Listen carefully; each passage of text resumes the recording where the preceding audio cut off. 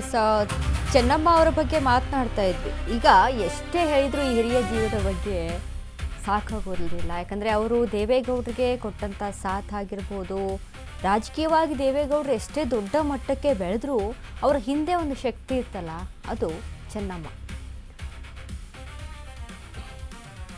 ಇದೀಗ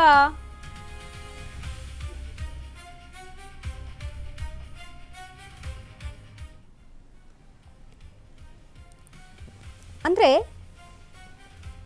ಒಬ್ಬರು ಹೆಣ್ಣುಮಗಳಾಗಿ ಅವರ ಕುಟುಂಬವನ್ನು ನಡೆಸ್ಕೊಂಡು ಹೋದಂಥ ರೀತಿ ಆಗಿರ್ಬೋದು, ದೇವೇಗೌಡರಿಗೆ ಮಾತ್ರ ಅಲ್ಲ ಅವರ ಮಕ್ಕಳಿಗೆ ಕೊಟ್ಟಂಥ ಸಾಥ್ ಆಗಿರ್ಬೋದು, ಕುಟುಂಬದಲ್ಲಿ ಏನೇ ಕಲಹಗಳಾದರೂ ಕೂಡ, ಈ ಕುಟುಂಬದಲ್ಲಿ ಎಷ್ಟೇ ಒಂದು ತಾರತಮ್ಯಗಳು ಬಂದರೂ ಕೂಡ ಅವುಗಳನ್ನು ನಿಭಾಯಿಸ್ಕೊಂಡು ಹೋದಂಥ ರೀತಿ ಆಗಿರ್ಬೋದು, ಇವೆಲ್ಲದಕ್ಕೂ ಕೂಡ ಸ್ಫೂರ್ತಿದಾಯಕರು ಚೆನ್ನಮ್ಮ.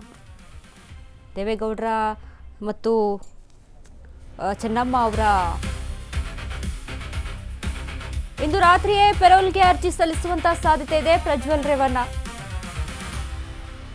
ಜನಪ್ರತಿನಿಧಿಗಳ ಕೋರ್ಟ್ ಜಡ್ಜ್ ನಿವಾಸದಲ್ಲಿ ಅರ್ಜಿ ವಿಚಾರಣೆ ಸಾಧ್ಯತೆ. ವಿಶೇಷ ಕೋರ್ಟ್ ಜಡ್ಜ್ ಶಿವಪ್ರಸಾದ್ ಮುಂದೆ ಅರ್ಜಿ ವಿಚಾರಣೆ ಸಾಧ್ಯತೆ ಇದೆ. ಪ್ರಜ್ವಲ್ ರೇವಣ್ಣ ಪೆರೋಲ್ಗೆ ನ್ಯಾಯಾಧೀಶರು ಒಪ್ಪಿದ್ರೆ ಅರ್ಜಿಯ ದರ್ಶನ ಸಿಗುತ್ತೆ. ಚೆನ್ನಮ್ಮಜ್ಜಿ ಇನ್ನಿಲ್ಲ, ಜೈಲಲ್ಲಿ ಪ್ರಜ್ವಲ್ ರೇವಣ್ಣ ಕಣ್ಣೀರು ಸುರಿಸ್ತಾ ಇದ್ದಾರೆ. ಪ್ರೀತಿಯ ಅಜ್ಜಿಯನ್ನ ಕಳೆದುಕೊಂಡು ಪ್ರಜ್ವಲ್ ರೇವಣ್ಣ ಕಂಬನಿಯನ್ನ ಮಿಡಿತಾ ಇದ್ದಾರೆ. ಅಜ್ಜಿಯನ್ನ ನೋಡಬೇಕು ಎಂದು ಪ್ರಜ್ವಲ್ ರೇವಣ್ಣ ಆಕ್ರಂದನ. ಅಜ್ಜಿ ಅಂತಿಮ ದರ್ಶನ ಪಡೆಯಲು ಪ್ರಜ್ವಲ್ ರೇವಣ್ಣ ಪ್ರಯತ್ನವನ್ನ ಪಡ್ತಾ ಇದ್ದಾರೆ. ಇಂದು ರಾತ್ರಿಯೇ ಪೆರೋಲ್ಗೆ ಅರ್ಜಿಯನ್ನ ಸಲ್ಲಿಸುವಂತಹ ಸಾಧ್ಯತೆ ಇದೆ. ಜನಪ್ರತಿನಿಧಿಗಳ ಕೋರ್ಟ್ ಜಡ್ಜ್ ನಿವಾಸದಲ್ಲಿ ಅರ್ಜಿ ವಿಚಾರಣೆ. ವಿಶೇಷ ಕೋರ್ಟ್ ಜಡ್ಜ್ ಶಿವಪ್ರಸಾದ್ ಮುಂದೆ ಅರ್ಜಿ ವಿಚಾರಣೆ ಸಾಧ್ಯತೆ ಇದೆ. ಪ್ರಜ್ವಲ್ ರೇವಣ್ಣ ಪೆರೋಲ್ಗೆ ನ್ಯಾಯಾಧೀಶರು ಒಪ್ಪಿದ್ರೆ ಅರ್ಜಿಯ ದರ್ಶನ ಸಿಗುತ್ತೆ ಪ್ರಜ್ವಲ್ ರೇವಣ್ಣಗೆ. ಚೆನ್ನಮ್ಮಜ್ಜಿ ಇನ್ನಿಲ್ಲ. ಇದೀಗ ನಮ್ಮ ಕಾನೂನಿನ ಅಡಿಯಲ್ಲಿ ಕುಟುಂಬದಲ್ಲಿ ಈ ರೀತಿಯಾಗಿ ಏನಾದರೂ ಆದರೆ, ಯಾರೋ ಸಾವನ್ನಪ್ಪಿದ್ರೆ ಅದಕ್ಕೆಲ್ಲ ಕಾನೂನು ನೋಡೋದಕ್ಕೆ ಅಂತ ಅವಕಾಶವನ್ನು ಮಾಡಿಕೊಡುತ್ತೆ. ಆದರೆ ಸಮಯ ನಿಗದಿ ಮಾಡುತ್ತಾ, ಅಥವಾ ಇಷ್ಟು ದಿನ ಅಂತಾನಾ, ಅಥವಾ ಏನು ನಿರ್ಧಾರ ತೆಗೆದುಕೊಳ್ಳುತ್ತೆ, ಕೋರ್ಟ್ ಏನು ನಿರ್ಧಾರವನ್ನು ತೆಗೆದುಕೊಳ್ಳುತ್ತೆ, ಇವೆಲ್ಲವೂ ಕೂಡ ಮ್ಯಾಟ್ರ್ ಆಗುತ್ತೆ. ಬಟ್ ಇದೀಗ ಅಜ್ಜಿಯ ದರ್ಶನವನ್ನು ಪಡಿಬೇಕು ಅನ್ನುವಂಥ ನಿಟ್ಟಿನಲ್ಲಿ ಪ್ರಯತ್ನವನ್ನು ಪಡ್ತಾ ಇದ್ದಂಥ ಪ್ರಜ್ವಲ್ ರೇವಣ್ಣ ಅಜ್ಜಿಯನ್ನು ಕಳೆದುಕೊಂಡು ಕಂಬಿ ಹಿಂದೆ ಕಣ್ಣೀರನ್ನು ಹಾಕ್ತಾ ಇದ್ದಾರೆ, ದುಃಖವನ್ನು ಪಡ್ತಾ ಇದ್ದಾರೆ. ಸೊ ಹಾಗಾಗಿ ಕೋರ್ಟ್ ಏನು ಅವಕಾಶವನ್ನು ಮಾಡಿಕೊಡುತ್ತೆ,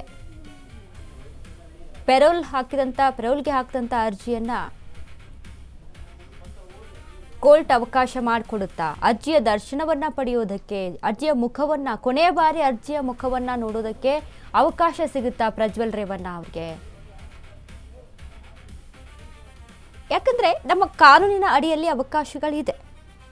ಹಾಗಾದರೆ ಅದಕ್ಕೆ ಎಷ್ಟು ಸಮಯ ತೆಗೆದುಕೊಳ್ಳುತ್ತೆ, ಕೋರ್ಟ್ ಏನೆಲ್ಲ ಕಂಡೀಷನ್ಸ್ಗಳನ್ನು ಹಾಕಬಹುದು, ಇಷ್ಟೇ ಅನ್ನುವಂಥ ಒಂದು ಕಾಲಾವಕಾಶವನ್ನು ಕೊಡುತ್ತಾ, ಅಥವಾ ಇಷ್ಟು ದಿನ ಅಂತ ಕಾಲಾವಕಾಶವನ್ನು ಕೊಡುತ್ತಾ? ಈಗಾಗಲೇ ಸುದ್ದಿ ಅಂತೂ ಮುಟ್ಟಿರುತ್ತೆ, ಸುದ್ದಿ ಅಂತೂ ತಿಳಿದಿರುತ್ತೆ, ತನ್ನ ಪ್ರೀತಿಯ ಅಜ್ಜಿ ಈ ರೀತಿಯಾಗಿ ಆಗಿದ್ದಾರೆ, ಈ ರೀತಿಯಾಗಿ ಸಾವನ್ನಪ್ಪಿದ್ದಾರೆ ಅನ್ನುವಂಥದ್ದು. ಈಗ ನಿಖಿಲ್ ಕುಮಾರಸ್ವಾಮಿ ಕೂಡ ಅಲ್ಲೇ ಇರುವಂಥದ್ದು, ಹಾಸ್ಪಿಟಲಲ್ಲೇ ಇದ್ದಾರೆ, ಕಣ್ಣೀರನ್ನು ಸುರಿಸ್ತಾ ಇದ್ದಾರೆ ಅಜ್ಜಿಯನ್ನು ಕಳೆದುಕೊಂಡು. ತಮ್ಮ ಪ್ರೀತಿಯ ಮೊಮ್ಮಗ ನಿಖಿಲ್ ಕುಮಾರಸ್ವಾಮಿ ಕೂಡ ಅಜ್ಜಿಗೆ. ಅಂದರೆ ಒಬ್ಬ ವ್ಯಕ್ತಿ ಅವರ ಸಾವಿನಲ್ಲಿ ಆ ವ್ಯಕ್ತಿಯ ಬಗ್ಗೆ ತಿಳಿದು ಬರೋದೇನು ಅಂತ ಅಂದರೆ, ಆ ವ್ಯಕ್ತಿಯ ನಡವಳಿಕೆ ಹೇಗಿತ್ತು, ಅವ್ರು ಹೇಗಿದ್ದರು, ಆ ವ್ಯಕ್ತಿಯ ವ್ಯಕ್ತಿತ್ವ ಮಾತ್ರ, ಅದನ್ನು ಮಾತ್ರ ನೆನೆಸ್ತಾರೆ.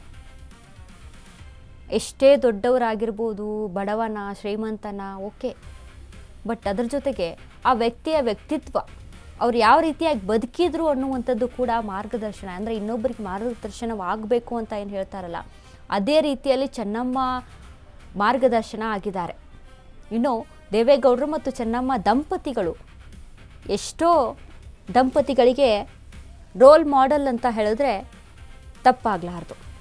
ಇದುವರೆಗೂ ಕೂಡ ಏನು ಈಗ ICUನಲ್ಲಿ ಐ ಸಿ ಯುನಲ್ಲಿ ಹೋದಕ್ಕಿಂತ ಮುನ್ನ ದೇವೇಗೌಡರು ಚೆನ್ನಮ್ಮ ಅವರ ಜೊತೆನೇ ಕೂತ್ಕೊಂಡು ಊಟ ಮಾಡ್ತಾಯಿದ್ರು ಅಂತ. ಚೆನ್ನಮ್ಮ ಅವ್ರ ಜೊತೆ ಕೂತೇ ಊಟವನ್ನು ಸೇವಿಸ್ತಾಯಿದ್ರು. ಒಬ್ಬರಿಂದ ಒಬ್ಬರು ಬಿಟ್ಟು ಊಟ ಮಾಡ್ತಾ ಇರಲಿಲ್ಲ. ದೇವೇಗೌಡರಿಗೆ ತುಂಬ ಸಾಥನ್ನು ಕೊಡ್ತಿದ್ರು.